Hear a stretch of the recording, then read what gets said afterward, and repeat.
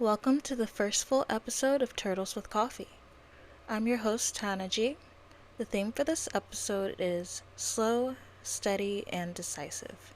So go ahead, put on a nice brew of coffee, and pick out a few snacks as we prepare to really dig in. As a person who really loves to daydream, I often find that I get ahead of myself when I carry on daydreaming for too long. I think about all of the goals I want to accomplish, the albums I want to put out, how I'll stage the performances, where I'll hold the concerts. All the while, I haven't finished properly recording one song. It's challenging not to get overwhelmed by all of the milestones you have to meet to finally reveal the bigger picture. The ads and promoters promising exposure, influence, and followers and more are plentiful. The eye-catching videos explaining how just a few simple steps can have you on your way to stardom are endless. It's important to keep in mind that the fastest route isn't always the best route. There are lessons in appreciating the process that may help you to better understand and better define the goals you have for yourself. I remember growing up, and even now, my mother would never tell me that my dreams or goals were impossible, or that I wasn't capable of doing something. When I wanted to join the chorus, show choir, talent shows, go to college, whatever it was, she would just say, "Okay, find out what you need to do to make that happen." And so, off I would go to research all of the requirements and expectations. I would spend hours, sometimes days, finding all the information I could about the funding, time commitments, travel, and everything. By the time I was done researching, I had a better idea of whether or not this was something I wanted to pursue at the time. Sometimes I found that the end goal was worth everything my family and I would need to put into it. Other times I figured out that either the sacrifice would be too much on us, or that going that route would take me down a path I did not want to travel. Each time I went through this process of researching, it encouraged me to slow down and not act impulsively when the opportunity to think things through was there. Now, I don't want to pretend that I was always mature about this. My mom, grandma, brothers, and my husband all know that it has been a journey for me to learn how to handle things the way I do now. Honestly, I don't think my brothers will ever stop seeing me as a crybaby, even when we're in our 80s. To this day, I still feel disappointment when I've gotten hyped up about some idea, just to realize it isn't something I should go through with. It could be that I've planned for a project to work out, but then an unexpected obstacle gets thrown in that brings everything to a complete halt.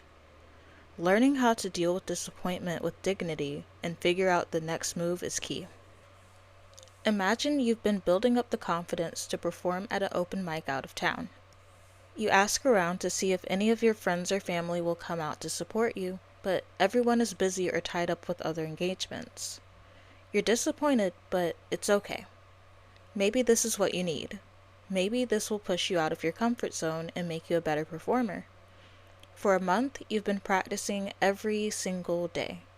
You even picked up extra shifts to pay for the extra gas. On the day of the open mic, 15 minutes before you have to hit the road, the car won't start. No one else is available to take you. Your neighbor would drive you in their car, but they're out of gas, and you used all of your gas money to fill your car the night before. Rideshare is out of the question. You just have to accept that you won't be performing today. All of the nerves and adrenaline turn into this feeling of defeat, anger, and frustration. Scenarios of how this could have been prevented fill your head, but at this point, none of that changes what is happening right now.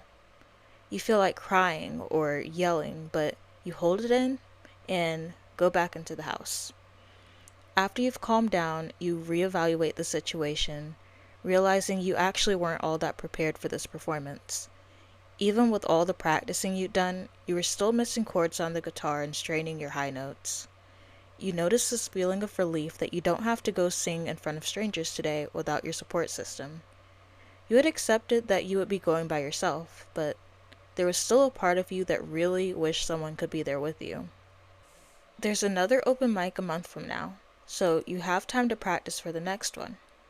In the meantime, you practice a song you know well, record yourself singing, and post it. It doesn't garner much attention, but a few of your family and friends watch it and cheer you on. When you perform at the open mic the following month, 2 of your friends have the day off and go with you. Their voices cheer loudly over everyone else. You look out into the crowd to see their smiling faces as you belt your heart out. Your voice cracks, but you laugh it off and no one seems to care. Afterwards, you're grateful that things didn't go the way you originally planned, because now you were able to enjoy this experience feeling better prepared and with your friends by your side supporting you. So, singing, reading, writing, and storytelling have always been a big part of who I am. My imagination doesn't allow me not to create. Whether or not I'm able to translate that creation into something I can publish is a different story. I still get frustrated over songs I've started writing where I absolutely love the chorus, or the first verse and bridge are solid, but I'm stuck beyond that. I've come back to a song 3 years later and finally come up with 2 more lines or decide on a change in the melody. One of the good things that came out of this long process is that I wound up writing collections of songs I wouldn't have been able to group together had I written them 5 years ago. Some of those songs would have been horrible lyrically, or I might have said things I would regret later. Our words don't exist in this isolated bubble. There's still real people that will wonder, hey, is this about me? Is this what they think? Is this based on real life? And that's something that I take into consideration. I consider whether I will need to clarify something for someone's peace of mind or reassure someone, or just not even finish a song. I don't want my parents calling me like, hey, do we need to talk? No, I was just an angry teenager without caffeine in the heat of Florida when I wrote that. I was a bit melodramatic. Sometimes I write lyrics that aren't good for me personally, but I think they would suit someone else. I've considered selling the lyrics once I figure out how to do that with rights and royalties and all that. I can understand why people hire writers, but I enjoy the process and the payoff, even with as frustrating as it can be. Speaking of hiring songwriters, if you choose to go that route, make sure you do your research. Whether you're hiring a songwriter, producer, beat maker, whichever professionals you need for your craft, be diligent and thorough in making sure they are legitimate, trustworthy, and reputable.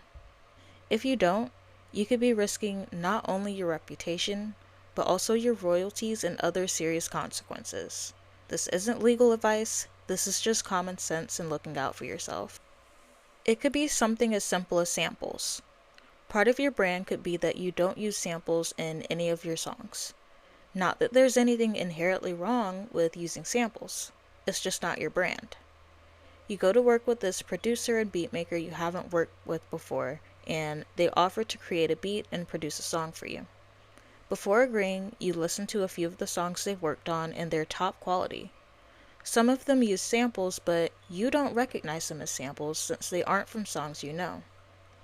Unbeknownst to you, when they create the beat for your song, they use a sample that isn't very well known by most people, but it's very well known by the fans of a specific band or artist. When the song is released, the fans of that artist take notice. Now, the producer did pay to use the sample, but using samples is not on brand for you. So at this point, you ask that the song be taken down. In this case, they were willing to go back, remove the sample, replace it with a new beat since it didn't take up a large portion of the song, and then re-release it. None of this came from a malicious place, it was just a miscommunication. As for me, I opt for writing all my own songs for the time being. That's of course not including if I were to have a collaboration with another artist, which is still a bit off into the future. At the point that I do start collaborating, I will be selective about it, and I expect the artists that I collaborate with will feel the same way. Thankfully, I have a very supportive and tech-savvy husband who is willing to learn to use whichever programs and software I need so that I won't have to outsource things as much. I also have family members and friends that are artists in various forms with more experience than me. I can always go to them with questions if I need to. Now, it is going to take time to learn and experiment with sounds, programs, processes, and everything else, but to me it's worth learning, even if I later opt to hire someone to do it while I focus on other aspects of the project. Well, on that note, I'm all out of coffee. Thank you for tuning in to this episode of Turtles with Coffee, where the theme was slow, steady, and decisive. I'm TiyannaG, and I will see you next time.